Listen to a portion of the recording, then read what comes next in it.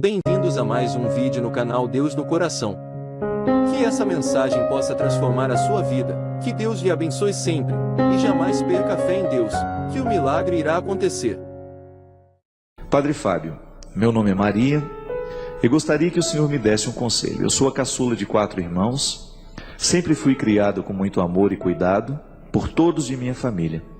Mas infelizmente isso prejudicou na formação de minha personalidade, pois me tornei uma pessoa dependente da aprovação dos outros e com dificuldades de encontrar algo que eu realmente goste de fazer em termos de profissão. Ou até melhor, até gosto. Já terminei um curso superior, sempre fui muito estudiosa, só que fico com medo, ansiosa, ao realizar tarefas básicas de minha profissão e ao enfrentar novos desafios. E isso me angustia e tem sempre me acompanhado. Deus sempre foi muito bom comigo, Padre, e quero muito perder este medo. Sou consciente de que preciso perdê-lo, só que não estou conseguindo. Padre, eu gostaria que o senhor me desse uma orientação. Quando o processo de educação, ele nos atinge por inteiro, né? E ser educado é a gente receber constantemente influências dos nossos pais, dos nossos irmãos, dos nossos professores, dos amigos dos nossos pais que frequentam a nossa casa, enfim, de todas as pessoas que de alguma forma têm acesso a nós.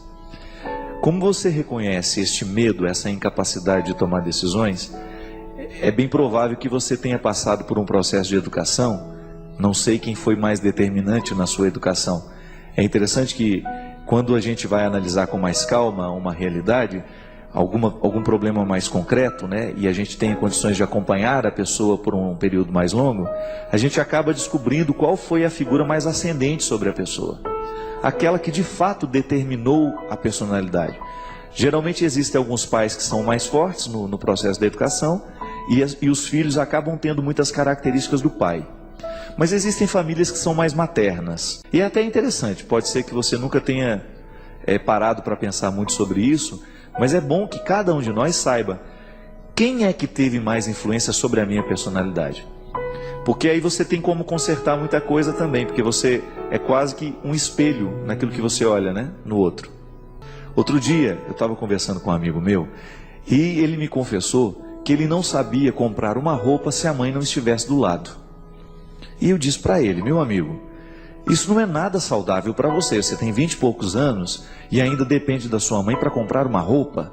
Ah, mas a gente cresceu assim, lá em casa a minha mãe faz questão de ir comprar a roupa para a gente e acabou que eu não me acostumei, eu não sei entrar numa loja para comprar. Pronto, isso não é uma atitude de uma pessoa madura. Porque no dia em que a mãe não está do lado, ele não funciona. A pessoa fica extremamente dependente da mãe. E para ele, qual que era o exercício prático? Começar a exercitar-se em entrar numa loja e comprar aquilo que ele quer. Desvincular um pouco a vontade dele da vontade da mãe. Perceber que é um indivíduo, que ele é diferente, que ele não é a extensão da mãe. Quando a gente educa uma criança, há duas possibilidades. Ou nós vamos educá-la para um processo de heteronomia e depois de autonomia, ou nós vamos educá-la para um processo de aquilo que na psicologia a gente chama, você usou o termo dependência, né? Eu diria uma falta de quase que uma lacuna na personalidade, a ponto de impossibilitá-la de tomar decisões importantes, por exemplo, sem que ela esteja aprovada por um monte de gente por trás dela. Essa falta de autonomia é um problema muito sério, que nós podemos identificar desde o processo mais tenro da nossa idade. Quando ali você era criança e você dependia muito da aprovação do pai, da mãe. Infelizmente, quando as pessoas já estão crescidas, o processo de retorno para essa autonomia, ele é sempre mais doloroso, ele é sempre mais difícil, mas é possível. Como? Quando você começar a se exercitar nas pequenas coisas. Agora eu falo para você que é mãe.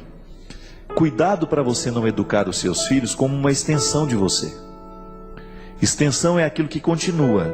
Nós temos que continuar você.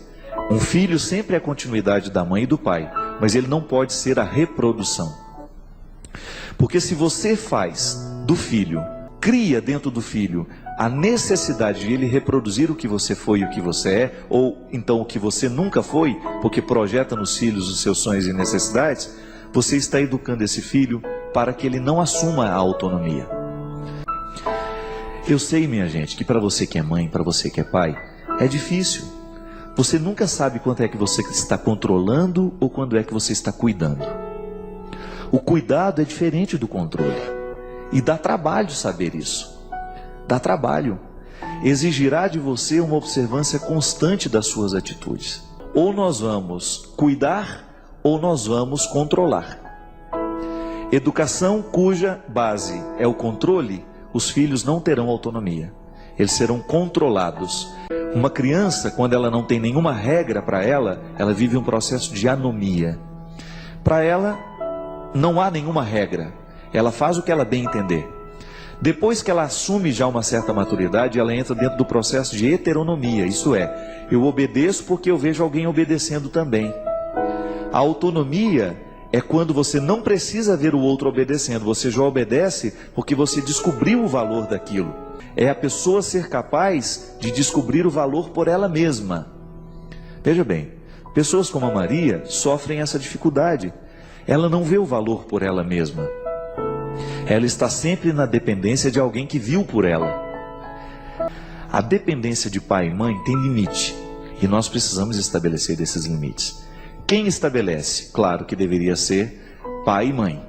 Se eles não sabem estabelecer, o filho vai chegar um momento em que ele vai ter que reivindicar isso. E às vezes, Maria, esse problema que você nos conta aqui, ele é o problema de muitos de nós, de muitas pessoas que estão nos assistindo agora, que também sofrem desta dependência, desta incapacidade de assumir uma vida com as próprias mãos. Quando é que você vai perceber que está controlando o filho? Quando você estiver desrespeitando a maturidade que o seu filho já tem para decidir. Cuidado é quando você faz pelo outro aquilo que ele ainda não pode.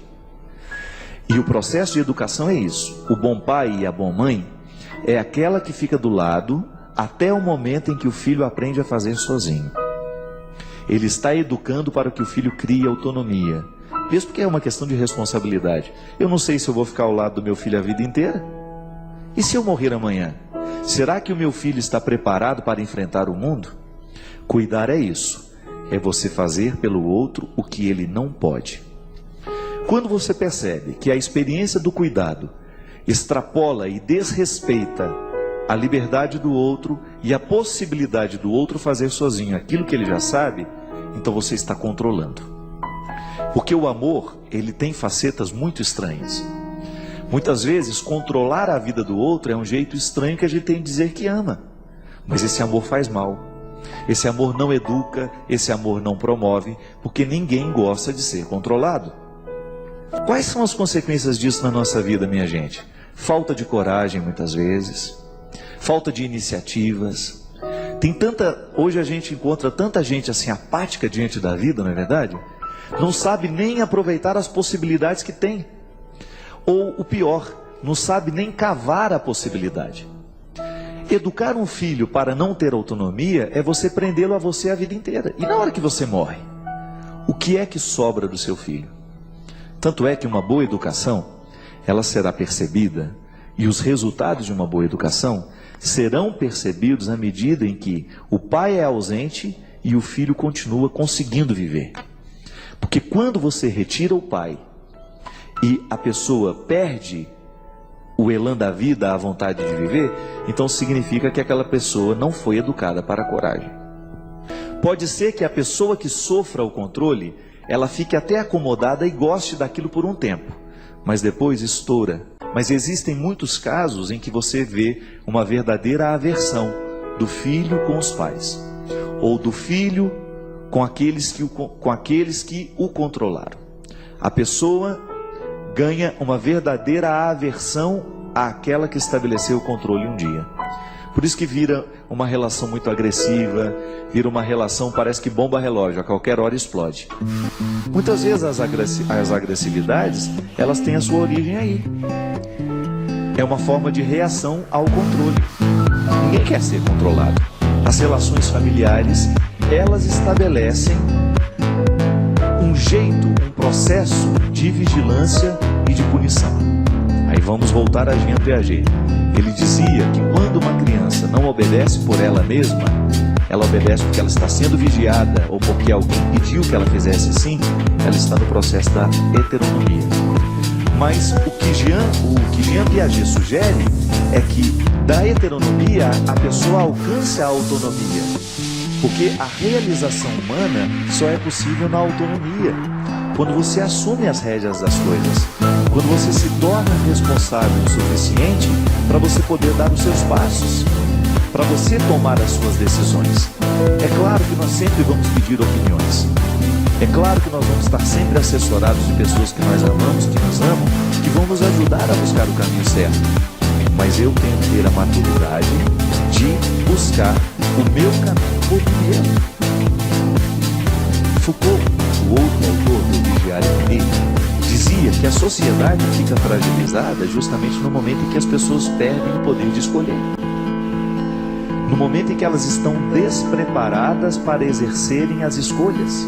Esta vigilância e esta punição ultrapassa de maneira tão cruel a experiência humana que ela vai gerar um bando de pessoas controladas. Esta experiência de ser e estabelecer controle é absolutamente doente. Como é que a gente vai resolver isso tudo dentro da nossa vida? Depois de Piaget, depois de Michel Foucault, depois de tanta coisa falada. Pode ser que você, aos 80 anos de idade, ainda experimente dentro de você o mesmo que a Maria. Pode ser que você tenha sido educado sem consciência. Pode ser que os seus pais não tenham tido formação para lhe educar para a coragem, para a liberdade. E de repente eles fizeram de você uma pessoa totalmente independente. E ainda hoje você sente lacunas lá dentro do seu coração. Nunca é tarde. A gente pode se exercitar em pequenas coisas. A gente pode se exercitar em pequenos detalhes, que a nossa maturidade nunca ela está esgotada. Haverá sempre alguma coisa que nós poderemos conquistar. E é maravilhoso a gente pensar isso. Hoje você ainda tem muita coisa a trabalhar no seu coração. Que a vida seja sempre um processo dinâmico de crescimento. Por isso, Maria, ainda existe muita coisa que você precisa e pode alcançar. Vai trabalhando aí dentro do seu coração esta autonomia nas pequenas coisas, vai trabalhando a sua vontade de vencer nas pequenas coisas e você pode ter certeza que você vai alcançar um bom resultado. Deus nos dá a graça sempre do crescimento, a gente só precisa fazer a nossa parte. Obrigado pela sua companhia. Derrame sobre nós a bênção do Deus Todo-Poderoso, Ele que é Pai, Filho e Espírito Santo. Amém. Que Jesus ilumine o seu dia. Inscreva-se, curta, comente e compartilhe para que essa mensagem possa ir mais longe e chegar ao coração de mais pessoas.